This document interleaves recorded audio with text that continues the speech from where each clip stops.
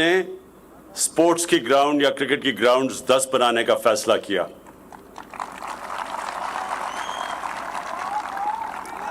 دونوں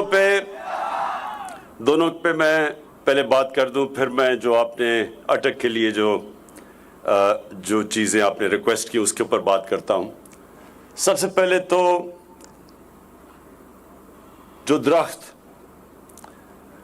میں کیونکہ وہاں نوجوان کھڑے ہیں, آپ کے لیے یہ بہت ضروری ہے سمجھنا, یہ جو ہم درخت لگا رہے ہیں یہ آپ کے مستقبل کے لیے اتنا ضروری ہے کہ آج آپ کو اندازہ نہیں. اس لیے ضروری ہے کہ پاکستان, اور ہماری بدقسمتی ہے, ان ممالک میں سے ہے وہ 10 ملک جو سب سے زیادہ موسم کی تبدیلی سے متاثر ہونے والے ہیں. ہم ان 10 ملکوں میں سے ہیں, اور موسم کی تبدیلی ایک جس کو کلائمیٹ چینج کہتے ہیں, جو کہ یہ گرین ہاؤس گیس کے ایفیکٹس کی وجہ سے دنیا میں موسم گرم ہو رہا ہے.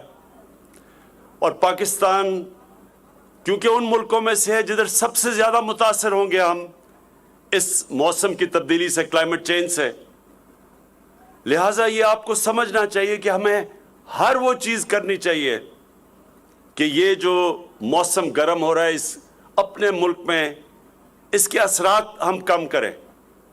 اور وہ ایک ہی طریقہ ہے کہ ہم پاکستان میں یہ جو 10 ارب درخت لگانے کا جو ہمارا پروگرام ہے اس کو آپ سب کامیاب کریں. آپ نے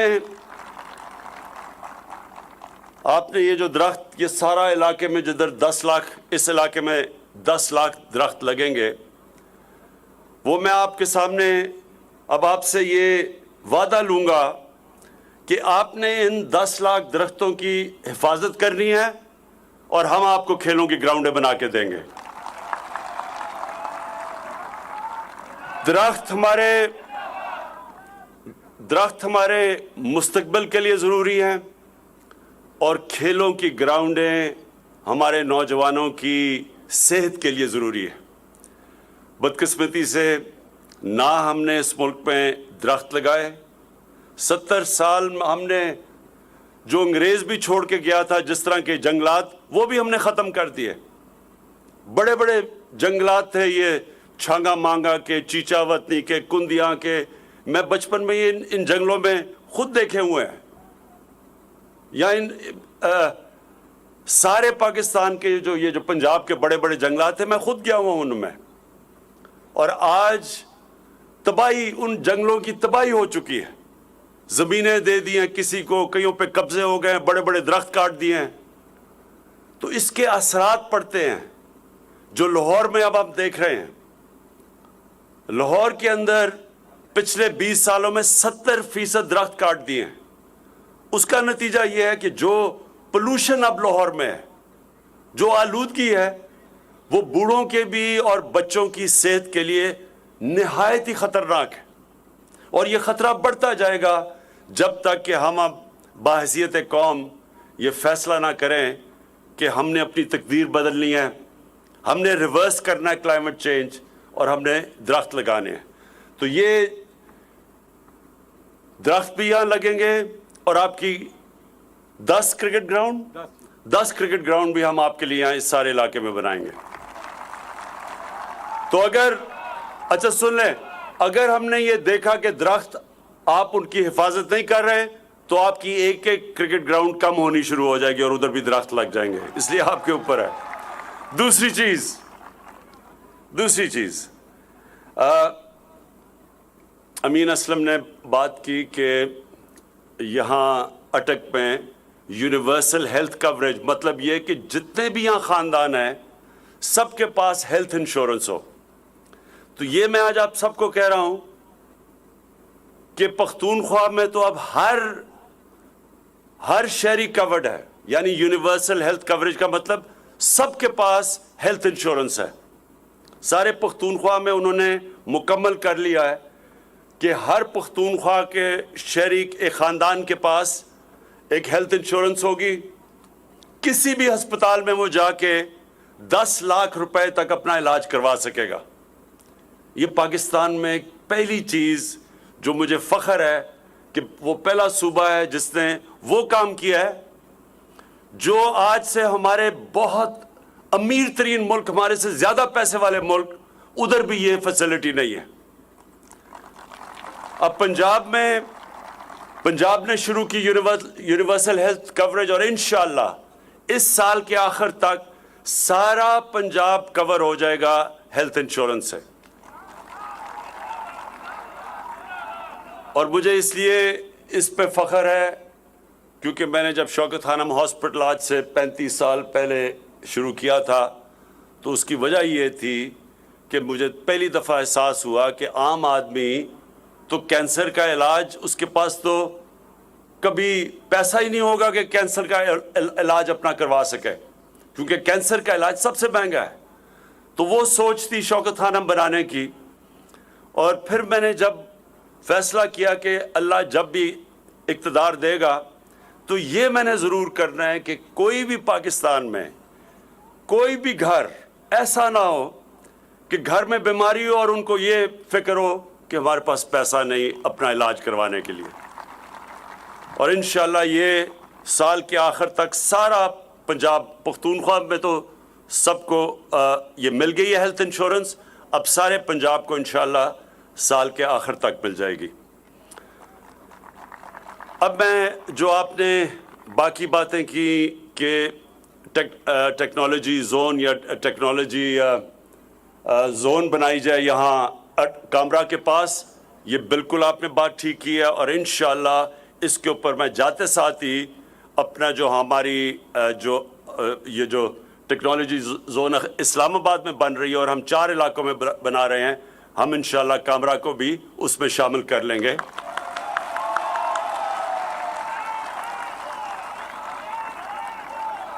کیونکہ جو آنے والا زمانہ ہے وہ تو بالکل ہی اب ٹیکنالوجی کا زمانہ آ گیا، اور پاکستان نے پہلا جو ٹیکنالوجی کا ویو تھا وہ تو ہم نے مس کر دیا، لیکن اب ہماری پوری کوشش ہے کہ آئی ٹی کا ہم پورا فائدہ اٹھائیں، اور یہ جو نئی ٹیکنالوجیز آ رہی ہیں اس میں پوری طرح پاکستان اب شرکت کرے، کیونکہ ہمارے پاس ایک نوجوان آبادی ہے، اور سب سے آسان نوکریاں دینا آج کل ٹیکنالوجی کے اندر ہے۔ تو انشاءاللہ یہ جو آپ نے کہا اس کے اندر امین، میں یہ جاتے ساتھ ہی اس کے اوپر ہم انیشیٹ کریں گے، کیونکہ وہ بڑی اچھی جگہ آپ نے کہا کہ پہلی یونیورسٹی بن رہی ہے ایویشن کی، اسی کے ساتھ پھر ہم ایک ٹیکنالوجی زون بھی بنا دیں گے۔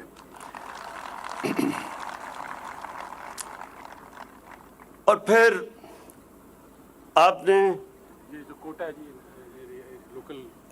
وہ تو ہماری پالیسی ہے کہ جب بھی جس علاقے میں کام ہوتا ہے اس کے مقامی لوگوں کو سب سے پہلے نوکریاں ملنی چاہیے، تو یہ تو ہماری پالیسی ہے امین۔ اور آپ نے گیس کی بات کی تھی، گیس کا وہ بھی بالکل ٹھیک کہا کہ جدھر سے جس بھی علاقے سے گیس نکلتی ہے تیل، تو سب سے پہلے رائٹ اس علاقے کا ہوتا ہے۔ آخر میں دیکھیں، آخر میں یہ جو امین اسلم نے بات کی، یہ بڑا ضروری ہے آپ سب کے لیے سمجھنا کہ اس ملک سے ہو کیا رہا ہے۔ یہ جو ہمارے 30 سال اس ملک کے بڑے بڑے کرپٹ لوگوں نے، جن ڈاکوؤں نے اس ملک کے اوپر حکومت کی، انہوں نے صرف پیسہ نہیں چوری کیا، انہوں نے ہمارے ملک کی اخلاقیات بھی ساتھ تباہ کر دی۔ انہوں نے اس طرح کہا، ایک ملک میں فضا بنا دی کہ کوئی کرپشن کوئی بری چیز نہیں ہے، کہ انہوں نے میڈیا کے اوپر بھی ایسی، جب میڈیا پہ بھی بیٹھتے تھے، اور کئی میڈیا والے نے بھی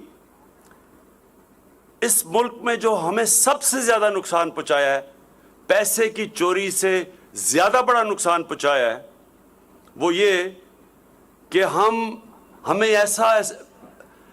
ایسے پاکستان میں ایک فضا بنا دیا ہے کہ جناب کرپشن تو ہوتی ہے، کوئی بری چیز نہیں ہے۔ یہ میں آپ سب کو کہنا چاہتا ہوں کہ اگر آپ مجھے ایک مثال بتا دیں آج کہ ایک ملک خوشحال بھی ہو اور وہاں کرپشن بھی ہو، اور کرپشن کون سی؟ मुल्क को कौन सी करप्शन तबाह करती है? पटवारियों की और थानेदारों की, नहीं मैं सुन रहे हैं, पटवारियों की, थानेदारों की, सरकारी नौकरों की तंग करती हैं लोगों को। लोग तंग होते हैं रिश्वत के, लेकिन मुल्क तबाह नहीं करती। मुल्क तबाह करता है, एक मुल्क तबाह तब होता है जब उसका वजीर आजम और उसके वजीर करप्शन करनी शुरू कर दे, तब मुल्क तबाह होता है। और ये क्यों? अब ये जरा सुन लें, क्योंकि मेरा काम है आपकी तरबियत भी करना। आपको समझ आनी चाहिए कि ये हो क्या रहा है। मैं जब प्राइम मिनिस्टर होते हुए जब मैं पैसा चोरी करता हूं तो मेरी मजबूरी होती है कि मैं वो पैसा मुल्क से बाहर लेके जाऊं, नहीं तो लोगों को नजर आ जाएगा।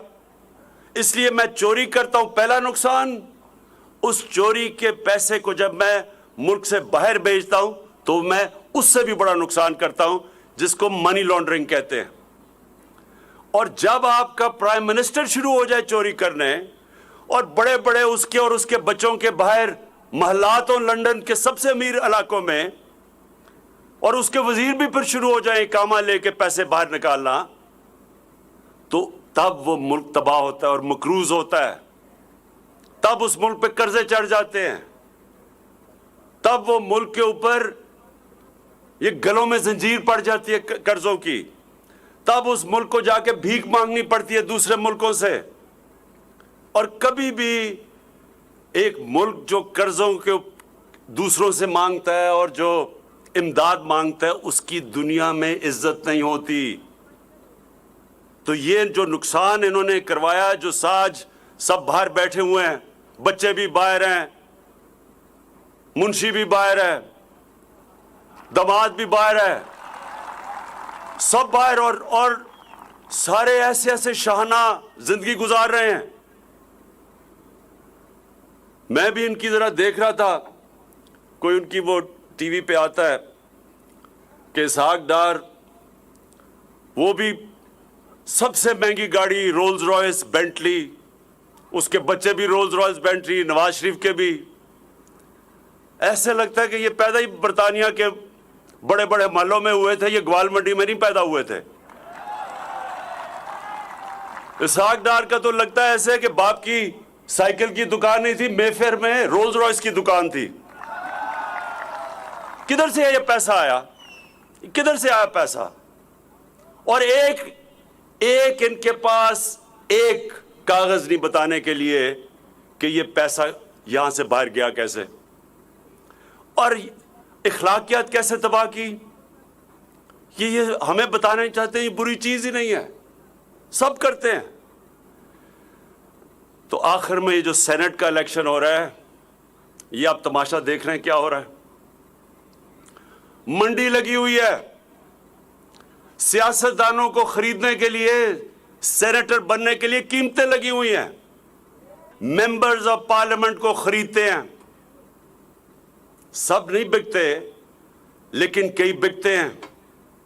और ये 30 साल से हो रहा है और पता भी सबको है।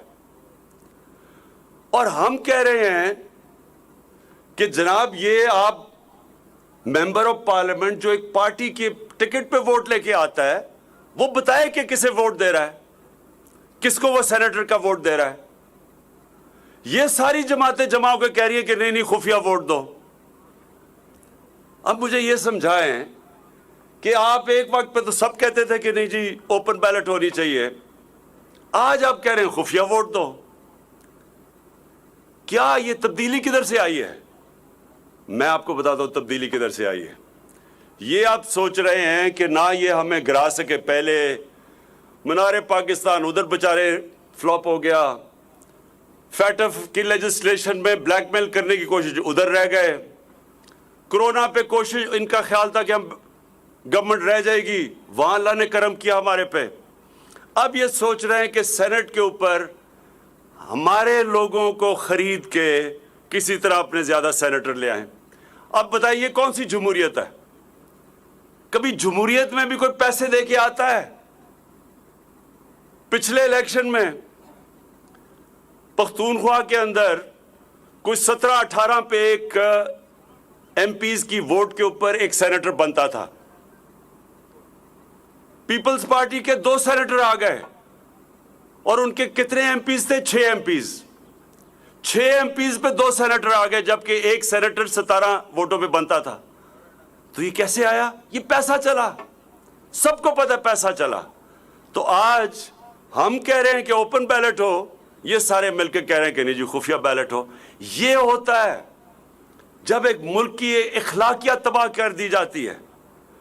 کسی بھی ملک میں, مہذب معاشرے میں کسی کی جرت نہ ہو یہ کہنے کی کہ خفیہ بیلٹ ہو, جب آپ کو پتہ ہے کہ سینٹ کے الیکشن میں رشوتیں دی جاتی ہیں. رشوت دے کے سینیٹر بنتا ہے اور رشوت دے کے ممبرز آف پارلیمنٹ کی ووٹ خریدتا ہے. اور جو سینیٹر کروڑوں روپیہ خرچ کر کے بن کے آئے گا, وہ کیا عوام کی خدمت کرنے آئے گا؟ وہ عوام کا خون چوسنے آئے گا, وہ پیسے بنانے آئے گا. کوئی ایسے بھی کروڑوں روپیہ خرچ کرتا ہے جب تک کہ اسے پتہ نہ ہو کہ میں پیسہ بنا سکتا ہوں. اس لیے یہ قوم ایک فیصلہ کن وقت پہ کھڑی ہے. ایک طرف پاکستان کی عوام ہے, ایک طرف یہ ڈاکو اور ان کے ساتھ جو ان کا مافیا ہے, اور انشاءاللہ جیت پاکستان کی ہوگی.